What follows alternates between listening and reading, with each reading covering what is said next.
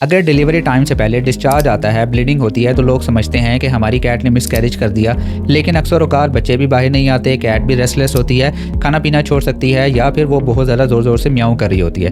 अब ये ज़्यादातर हार्मोनल इम्बैलेंस की वजह से होता है। जिस समय वो हार्मोन जो प्रेगनेंसी को मेंटेन करता है वो प्रोजेस्टेरोन है, अगर उसकी जिस्म में कमी हो जाए तो ऐसा हो सकता है, या सेकेंडली न्यूट्रिशनल इम्बैलेंस की वजह से भी हो सकता है। अब इसका क्या तरीकाकार है, मैनेज कैसे आपने करना है? अगर ऐसा होता है डॉक्टर के पास जाएँ, अल्ट्रासाउंड करवाएँ ताकि पता चल सके कि बच्चे ज़िंदा हैं भी या नहीं।